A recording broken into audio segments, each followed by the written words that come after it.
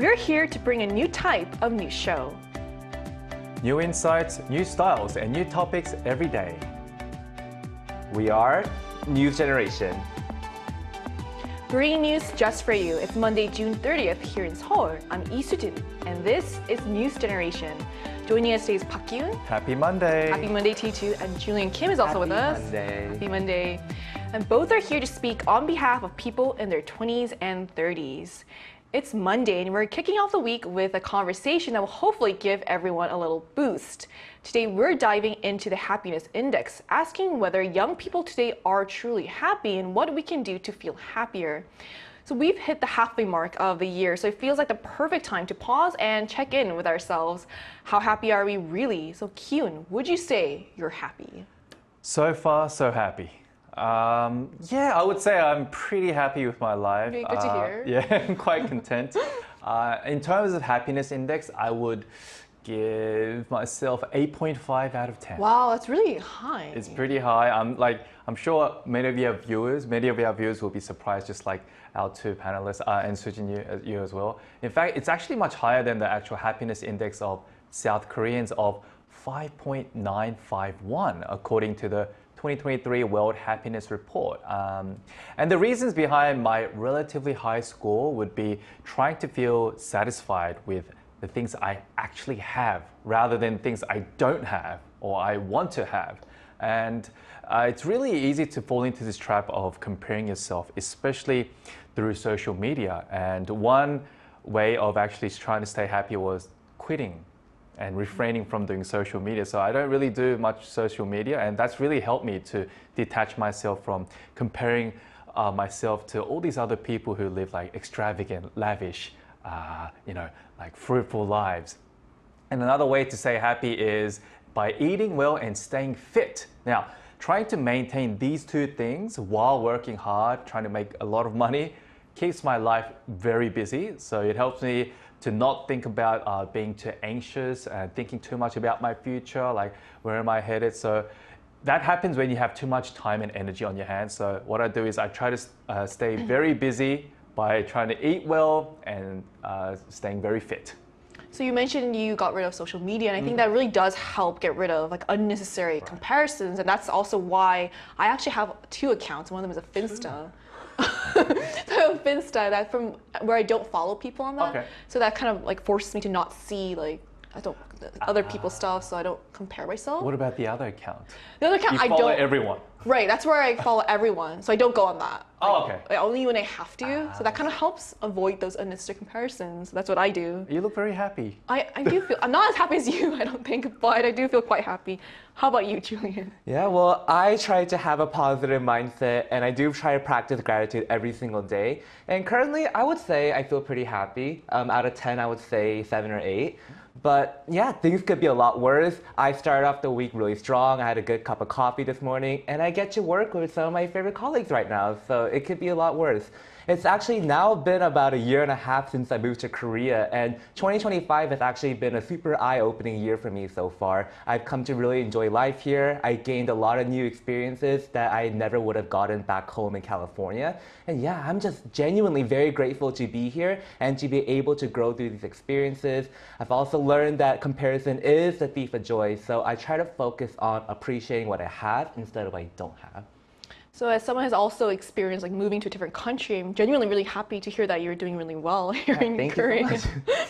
And I think feeling grateful is one way to feel happy, so I'm glad you mentioned that. So Ki-un, are there any stats that show whether young people are happy or not? Yes, I do. A recent survey on happiness conducted among South Korean Gen Zs found that only 54.4% are not happy with their lives, 38.1% in the middle, and only 7.5% feeling happy.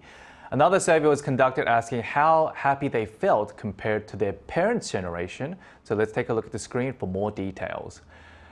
48% of the respondents said they are less happier than their parents' generation, while only 22% said they were actually happier, and 30% saying their lives were kind of similar to theirs, their parents. We can clearly see that many young people are already living a stressful life, not being so happy with their lives, which is, I think, very concerning, considering they have so much ahead of them and more time to actually live than they've actually lived so far. Right, those stats are quite concerning, so I hope more people can find what makes them happy. But to do so, we need to understand what is really going on. So, Julian, why are young people unhappy? Yeah, so the very same survey that we just discussed pointed to reasons like job and career stress, financial difficulties, and academic/career path concerns. Now, we Gen Zers were teenagers what felt like just yesterday, and then suddenly had to face a global pandemic. And without much time to really process or get acclimated to it, we're now expected to take on adult responsibilities.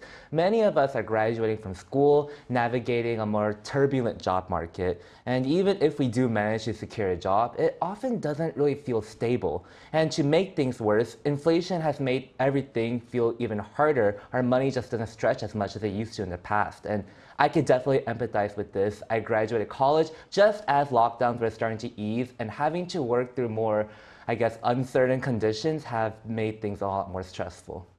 So like you said, I feel like we're always constantly trying to catch up, whether it's our careers or finances or just even our own expectations. So I think it's really important to have these kinds of conversations. But Kyun, what about Korea? Are people in Korea happy or unhappy? Unfortunately not. According to the 2025 World Happiness Report, South Korea dropped from 52nd place last year to 58th this year. Now, the ranking wasn't high to begin with, but it has fallen even further. One research foundation pointed to labor-related factors as one of the reasons why Koreans are not so happy with their lives. South Korea now has the second highest proportion of low-wage workers among OECD nations, a large gender pay gap, and extremely long working hours. And in addition to this, Korean society tends to prioritize family over individualism, and this has happened from the past.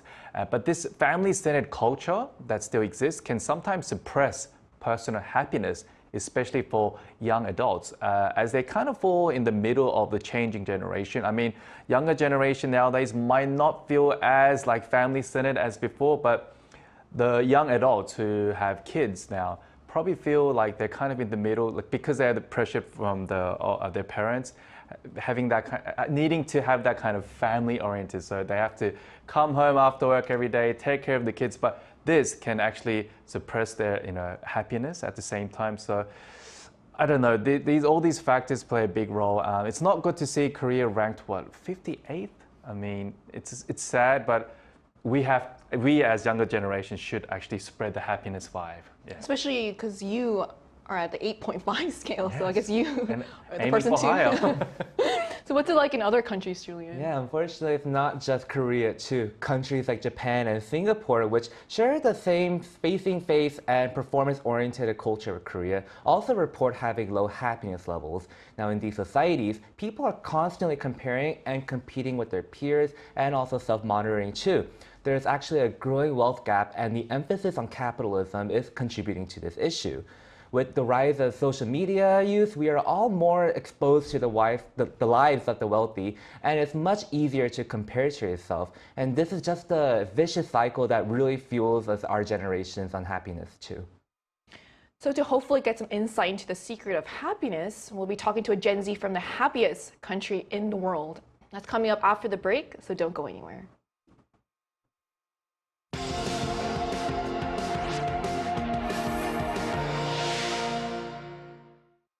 NewsGen wants to hear from you. Go to YouTube and search our channel Arirang News. Click Community and leave a comment down below. Make a new type of news with us. Joining us today is Nina Rostad, a Gen Z from Finland. Hi, Nina. Thank you so much for connecting with us today. Hi. So Finland has been ranked the happiest country in the world for 7 years in a row, which is quite an accomplishment. So what would you say is the secret behind this? Well, first of all, we Finns, we're always surprised to be ranked the happiest. We don't really know why we rank the happiest, but I think there are probably many factors contributing to the Finnish happiness. And to mention a few, I'd say it's about having a stable society, as well as relatively low pressure to like constantly prove yourself to others, and our culture values simplicity and contentment over constant ambition to be more. And also nature plays a large role, like being surrounded by forests and lakes. We have like a room to have this mental clarity, I think. Well, that's something that Korea needs to learn from as well. Now, what is your own definition of happiness, and do you consider yourself to be a happy person, Nina? Well, for me, happiness, I think it's about feeling calm and safe in my own life and then being honest with myself and appreciating like small daily moments. And I would say that I am happy since learning to define my own happiness instead of trying to follow someone else's path. Great, and I'm really happy to hear that. So, as someone from the happiest country in the world, what do you think young people in Korea, especially Gen Zers, need to feel in order to be happy? Well, I think at least the young Koreans around me, they are under an intense amount of pressure from like school and work and the society in general. And I think they need more space to like be imperfect in a sense and still be accepted by their peers and families. And this like breathing room, I'd say, to focus on the present and enjoy small things and not constantly plan ahead. So just staying in the present. Nina, this is an impromptu question. What would your happiness index be out of 10? I'm just curious. Yeah, I was thinking about it, listening to. I'd say it's maybe about 7 or 8. So it's not like full Really? 10, but we're getting there. Okay, thank you. Yeah.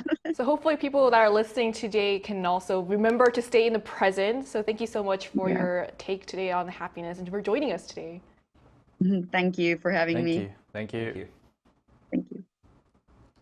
We just heard from a Gen Z from Finland, the happiest country in the world according to the Happiness Index, and got to hear what happiness means to her.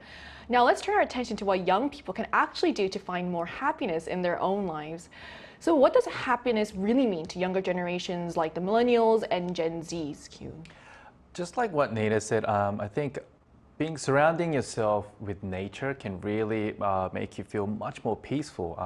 Human interaction is very important.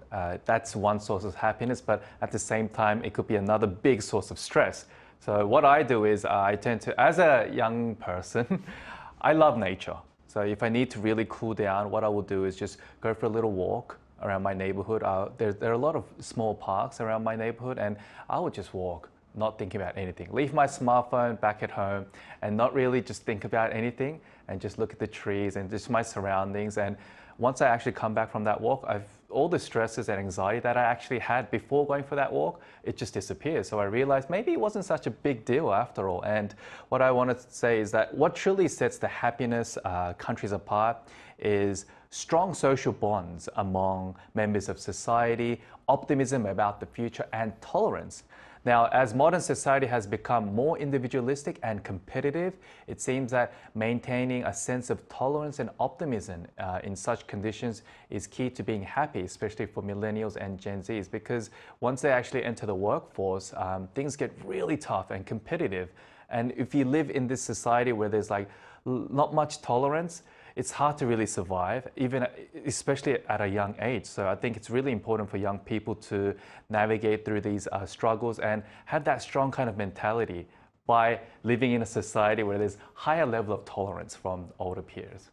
I think living in a society with high tolerance is also, just hearing about it, I feel like it's such a source of comfort. And also, like, you've also mentioned how the importance of having social bonds. I think that's also why in Korea, I feel like there's a movement where there's more like community-based hobbies, like where people, for example, like book clubs, where people can meet people. Or going for like just running, like running crews. Right, so I guess running crew where you can run in nature would exactly. be like the way to be happier as well. Do you have anything to add to this, Julian? Yeah, just so I agree with everything Kyun just mentioned, but just to go off of that, Gen Zers really do define happiness as good relationships, financial stability, and a sense of fulfillment and achievement.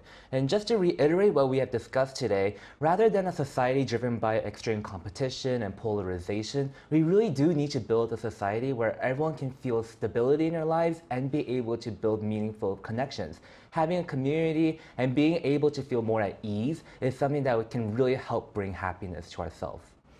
Right, and to wrap up our discussion, let me ask a big question that everyone wants the answer to.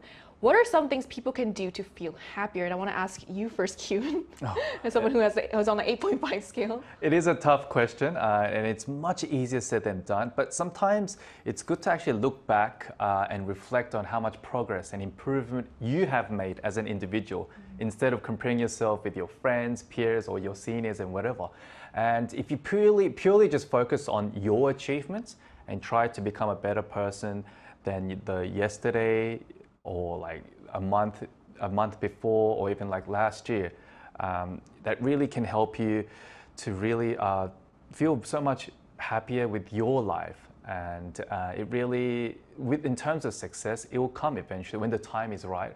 But the more you compare yourself with others, you tend to rush and like just want to get there like other people, but then it only happens when you're ready. And by rushing, you're only going to pace yourself, and that causes just more stress and anxiety. And I feel that if you just go at your own pace, and knowing how to do that is really important, but to do that, you need to put a lot of time and effort into yourself and just enjoy time on your own, but at the same time, have really close friends. I'm talking about just one or two that you can talk to anytime. This includes family members as well, but having that kind of good community, a healthy, well-balanced community. You have your family, you have your close one or two friends, and work colleagues as well. And having a happy self can really balance out your life, and it can lead to a very happy life. I think these are all very good tips. Do you have anything to add, Julian? Yeah, it's something I try to really remind myself daily, but I mentioned this in the beginning of the show. Comparison really is the thief of joy. So I would say live your life as authentically you as possible. Find the little joys that truly make you happy and surround yourself with a community that lifts you up. Now, the Dalai Lama has famously once said, the purpose of our life is to be happy. And that is something that really personally resonates with me. And at the end of the day, I really do believe that we owe it to ourselves to live the best life we possibly can. Sujin, do you have any tips of staying happy or living a happier life?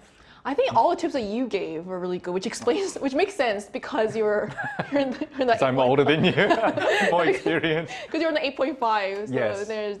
It makes sense. And there's a reason why I said 8.5. I mean, the higher you aim for, I mean, the more you want to actually achieve. So if I say like 6 or 7, I have so much more to improve on. But then if I say 8.5, only 1.5 away from being so happy, like fully happy, perfectly happy. So I think it's just kind of like a mind game as well. I'm kind of brainwashing myself, trying to think. If you want to put it that way, I'm pretty much gaslighting myself, saying, I'm happy, I'm happy, I'm happy. So it's almost like, putting a spell on yourself, which kind of helps in a way.